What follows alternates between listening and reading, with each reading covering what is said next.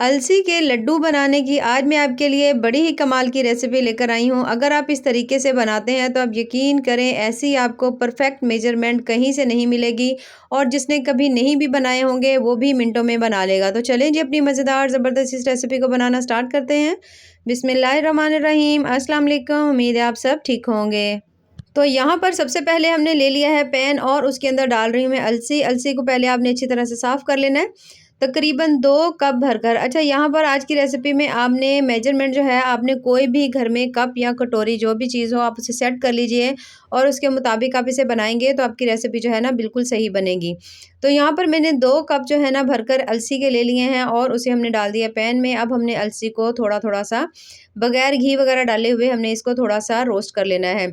जब आप देखें कि अलसी जो है इसके अंदर से थोड़ी-सी कड़कड़ाने की आवाज़ें आ रही हैं, यानी कि अलसी जो है वो भूनना स्टार्ट हो चुकी है, तो इससे ज़्यादा हम इसको नहीं भूनेंगे क्योंकि यहाँ पर हमने ना तो इसका थोड़ा कलर चेंज करना है, बल्कि हमने अलसी को थोड़ा-सा हल्का-सा हमने इसमें फ्राई कर लेना है। तो जब आप देखें कि थोड़ी-सी इसके अंदर से आवाज़ें आने लग गई हैं और ये तमाम काम आपने बिल्कुल हल्की फ्लेम के ऊपर करना है। फ्लेम हाई होगी तो फिर जो है ना अलसी वो जल भी सकती है और उसका टेस्ट जो है ना बाद में कड़वा हो जाएगा। तो इसलिए आपने इतने से पॉइंट्स का बहुत ज़्यादा ध्यान रखना है कि एक फ्लेम बहुत ज़्यादा कम हो, दूसरा आपने हल्की-सी फ्लेम के ऊपर तकरीबन 3 से 4 मिनट या 5 मिनट तक बिल्कुल थोड़ी-सी फ्लेम के ऊपर आपने इसको फ्राई कर लेना है, इस तरह से करके आपने। और जब आप देखें कि थोड़ी-सी इसके अंदर से आवाज़ें आने लग गई हैं, अच्छी खासी जो अलसी है वो थोड़ी-सी आपने भून ली है, तो फिर आपने इसको निकाल लेना है। निकाल कर आपने इसको थोड़ा-सा ठंडा कर लेना है और किसी भी मिक्सर जार में डालकर आपने इसको अच्छी तरह से ग्राइंड कर लेना है। और यहाँ पर आप देख सकते हैं इसका कलर जो है वो हल्का-सा थोड़ा-सा चेंज हो गया, यानी कि हमने इसको अच्छी तरह से भून लिया। बस हम इसे उतार लेंगे, उतार कर मैं इसको किसी भी थोड़ा-सा हल्का ठंडा करेंगे और उसके बाद हमने इसको अच्छी तरह से पीस लेना है। उसके बाद हमने यहाँ पर ले लेने हैं, मैं यहाँ पर ले रही हूँ बेसन का यूज़ कर रही हूँ। आप यहाँ पर गंदम का आटा भी डाल सकते हैं, ज्वार है, बाजरा है, जो आपको आटा पसंद हो वो यहाँ पर आप ऐड कर सकते हैं। तो किसी भी आटे से बना सकते हैं और आटा जो है यहाँ पर आपने डालना है 4 कप। तो मैंने यहाँ पर जो है ना बेसन का यूज़ किया है, तो बेसन जो है यहाँ पर मैंने 4 कप जो बेसन है ना वो मैंने इसके अंदर डाल दिया है। 2 कप हमारे पास अलसी थी और बेसन जो है वो हमने ले लेना है यहाँ पर 4 कप। अगर आप आटा डाल रहे हैं तो आपने आटा भी 4 कप ही डालना है। डालने के बाद अब हमने इस बेसन को हल्का-हल्का सा भून लेना है, बिना घी डाले हुए। बाज़ लोग घी डालकर इसको भूनते हैं, तो अगर आपका दिल करे तो आप इसके अंदर घी डाल सकते हैं। लेकिन मैं जिस तरीके से बना रही हूँ, इस तरह बिना घी डाले हुए हम तमाम चीज़ों को बनाएँगे और इस तरह से जो घी है ना वो एंड में बहुत ज़्यादा कम डलेगा। और यहाँ पर आप देख सकते हैं थोड़ा-थोड़ा सा जो बेसन है उसको आपने हल्की फ्लेम के ऊपर भूनना है, हल्का-सा इसका कलर जो है वो भी थोड़ा-सा ब्राउन हो चुका है। तो बस इससे ज़्यादा नहीं करेंगे, भुने हुए बेसन को हल्की आँच पर बनाएँगे तो आप यकीन करें इसकी आपको बड़ी ही प्यारी-सी खुशबू आएगी। तो जब आप देखें कि बेसन के भुने हुए की ज़बरदस्त सी खुशबू आ रही है, हल्का-सा उसका कलर भी थोड़ा-सा चेंज हो गया है, तो बस इसे भी हम उतार लेंगे और उतार कर हम इसे अलग बोल में रख लेंगे। उसके बाद तकरीबन 1 कप यहाँ पर हमने ले लिए हैं बादाम और उनको भी हमने ड्राई रोस्ट कर लेना है। उसे भी इस तरह पैन में डाल देंगे और उसे तब तक हमने कर लेना है जब तक कि वो भी थोड़े से क्रिस्पी नहीं हो जाते, ताकि इस तरह से इनकी थोड़ी-सी शेल्फ लाइफ़ जो है वो ज़्यादा बढ़ जाती है। वैसे भी अगर आपने इसको थोड़ा ग्राइंड करना होगा या पीसना होगा, तो भी आपको आसानी होगी। तो यहाँ पर हम इसे हल्का-हल्का सा फ्राई कर लेंगे। जैसे ही कुछ देर के लिए आप इसे थोड़ा-सा रोस्ट कर लें, तो इन्हें भी हम निकाल लेंगे। निकाल कर यहाँ पर हम इसे किसी भी अलग चीज़ के अंदर रख देंगे। यहाँ पर अगर आप जो भी आपके पास ड्राई फ्रूट्स घर में मौजूद हों वो आप डाल सकते हैं। नहीं भी होंगे तो जिस तरह से हम बाकी चीज़ों की मैं मिकदार बता रही हूँ आप उस तरह से बनाएँगे तो आपकी रेसिपी जो है ना परफेक्ट बनेगी। तो बादाम भी हमने हल्के रोस्ट कर लिए, इन्हें निकाल कर हम साइड में रख लेंगे। तब तक एक पैन के अंदर मैं ले रही हूँ यहाँ पर तकरीबन 2 कप हमने मखाने ले लिए हैं और इसे भी हमने बिल्कुल इसी तरह ड्राई रोस्ट करना है, थोड़ा-सा कर लेंगे और हल्की फ्लेम रखेंगे बिल्कुल। और जब आप देखें कि जो मखाने हैं थोड़े से क्रिस्पी हो गए हैं, इसमें से आपने एक निकाल कर इस तरह हाथ पे तोड़ के देख लेना है। जब अगर आपको थोड़ा क्रिस्पी लगे ना तो आप समझ जाएँ कि जो मखाने हैं आपने उनको रोस्ट कर लिया है। तो उन्हें भी निकाल लेंगे, निकाल कर इसे भी हम रख देंगे साइड पर। मखाने रोस्ट करने के बाद अब 1 कप हमने ले लिया यहाँ पर पिस्ता और उसे भी हम इसी तरह से ड्राई रोस्ट कर लेंगे। तो बहुत ज़्यादा मज़ेदार, बहुत ज़्यादा टेस्टी सी आज की हमारी जो रेसिपी है ना वो बनेगी। अच्छा, यहाँ पर आपने जितने भी ड्राई फ्रूट्स लेने हैं आपने कोशिश करनी है कि थोड़ी जो फ्लेम है वो कम हो, क्योंकि हल्की फ्लेम के ऊपर अगर आप इसे ड्राई रोस्ट करेंगे तो आपको इसका बहुत ज़्यादा फ़ायदा होगा। तो बस 1 से डेढ़ मिनट के लिए या 2 मिनट आपको लग जाएँगे हल्की फ्लेम के ऊपर। तो आपने जैसे इसका ये भी ड्राई रोस्ट हो जाएँगे तो इन्हें भी हम निकाल लेंगे और उसके बाद हम इसके अंदर ऐड करेंगे हाफ कप तकरीबन हम यहाँ पर ऐड करेंगे काजू का और उसके साथ तकरीबन 1 कप मैं यहाँ पर डाल रही हूँ इसमें अखरोट का। इन दोनों चीज़ों को डालकर इकट्ठा ही हम लोग इसको ड्राई रोस्ट कर लेंगे और जब आप देखें कि ये दोनों चीज़ें भी अच्छी तरह से क्रिस्पी हो चुकी हैं तो इसे भी हम निकाल लेंगे। यहाँ पर मैंने नारियल का यूज़ नहीं किया, अगर आप चाहते हैं तो यहाँ पर नारियल डालना, तो उसे भी आप कश करके इस तरह से हल्का-हल्का सा रोस्ट कर सकते हैं और उसके बाद आप उसे पीस लीजिए, तो ज़बरदस्त सा नारियल का पाउडर है ना वो भी तैयार हो जाएगा। तो यहाँ पर हम इसे तब तक रोस्ट कर लेंगे जब तक कि ये थोड़े से क्रिस्पी नहीं हो जाते। तो जैसे ये क्रिस्पी होते हैं इन्हें भी हम निकाल लेंगे। यहाँ पर आप देख सकते हैं माशाल्लाह हल्का सा जो इनका कलर है ना वो थोड़ा सा चेंज हो चुका है, यानी कि इनको हमने अच्छी तरह रोस्ट कर लिया है। तो यहाँ पर जितने भी ड्राई फ्रूट्स हैं उन तमाम को हमने अच्छी तरह रोस्ट कर लिया। अब आपने इसे किसी भी मिक्सी जार में डाल लें और इसे अच्छी तरह से पीस लीजिए।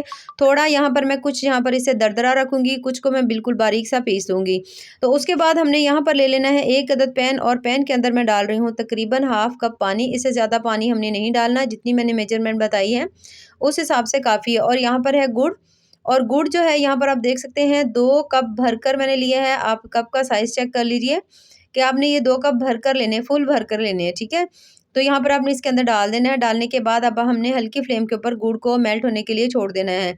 अगर आपको मीठा थोड़ा ज़्यादा पसंद हो ना, तो आप इसके अंदर जो गुड़ है वो 3 कप भी ऐड कर सकते हैं। बहुत ज़्यादा मीठा नहीं होगा, लेकिन 2 कप जो है ना गुड़, उससे परफेक्ट मीठा बन जाएगा। लेकिन अगर मीठा ज़्यादा पसंद हो तो थोड़ा-सा आप ज़्यादा भी ऐड कर सकते हैं। तो यहाँ पर जैसे ही आप देखें यहाँ पर गुड़ जो है वो मेल्ट हो चुका है। थोड़ा बहुत रह गया है, यानी कि थोड़ा जो साबित है ना गुड़ वो थोड़ा-सा रह गया, उसको भी अच्छी तरह मेल्ट कर लेंगे। यहाँ पर हमने 1 या 2 तार का शीरा नहीं बनाना, बस हमने गुड़ को अच्छी तरह से मेल्ट कर लेना है। जब आप देखें कि गुड़ जो है वो अच्छी तरह से मेल्ट हो गया है, तो फिर हमने इसके अंदर डालना है घी।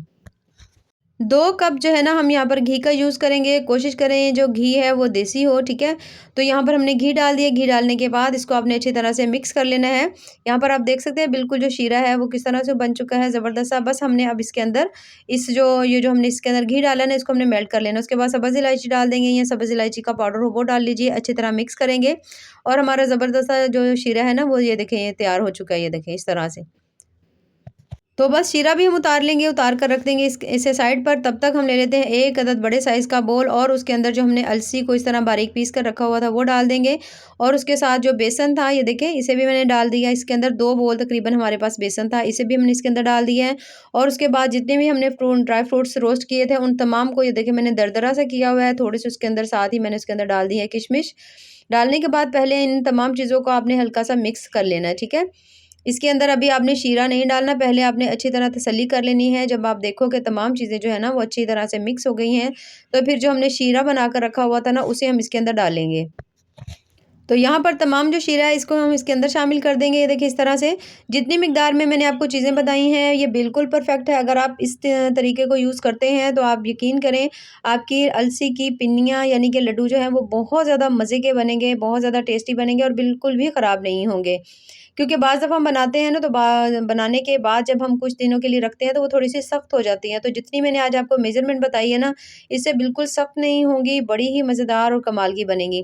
तो यहाँ पर अब आपने किसी भी चम्मच की मदद से इसे मिक्स करना है, क्योंकि ये बहुत ज़्यादा अभी गर्म है। तो जब आप देखें कि ये थोड़ा-सा ठंडा हो गया है, तो थोड़े से इसके अंदर मैं ऐड करूँगी 4 मग्स जिसे हम कहते हैं, थोड़े से वो शामिल कर देंगे। अगर आपके पास हो तो डाल लीजिए, नहीं तो आप इसे स्किप कर सकते हैं। तो अब दोबारा से इसको हल्का-सा मिक्स कर देंगे ताकि तमाम चीज़ें जो है ना आपस में मिल जाएँ। और यहाँ पर तमाम चीज़ों को हमने अच्छी तरह मिक्स कर लिया है। जैसे ही हल्का-हल्का सा थोड़ा-सा ठंडा हो, बहुत ज़्यादा ठंडा भी मत करिएगा, हल्का-सा जैसे नीम गर्म हो, तो इसके आपने लड्डू बनाना जो है ना वो स्टार्ट कर देना है। इस तरह से करके ये देखिए माशाल्लाह कितने ही ज़बरदस्त से बने हैं। इसी तरह से सेम मेथड को फ़ॉलो करते हुए आपने जल्दी से इसके लड्डू तैयार करने हैं, क्योंकि ये बाद में थोड़ा-सा सख्त हो जाती है। तो ये देखिए इस तरह से करके सेम साइज़ के बनाएँगे और जल्दी-जल्दी से बना लेंगे। और ये देखिए माशाल्लाह कितने ही मज़ेदार ज़बरदस्त से हमारे अलसी की जो पिन्नियाँ हैं, लड्डू हैं, ज़बरदस्त से तैयार हो चुके हैं। तो अगर आपको मेरी आज की ये रेसिपी पसंद आए तो चैनल को ज़रूर लाइक करें, सब्सक्राइब करें। बहुत ज़्यादा टेस्टी बनती है, जो मैंने आपको मेजरमेंट बताई है वो बहुत ज़्यादा परफेक्ट है। अगर आप इस तरीके से बनाते हैं तो आपकी अलसी की पिन्नियाँ जो हैं कभी भी ख़राब नहीं होगी। तो यहाँ पर मैं आपको इसे थोड़ा-सा तोड़ कर भी दिखा देती हूँ। ये देखिए माशाल्लाह अंदर से किस तरह से ये बनी है। बहुत ज़्यादा सॉफ्ट है, जितने भी दिन आप इसे रखेंगे तो ये बिल्कुल ठीक-ठाक रहेंगी। ये देखिए माशाल्लाह से। बाकी दुआओं में याद रखिए। अल्लाह हाफ़िज़।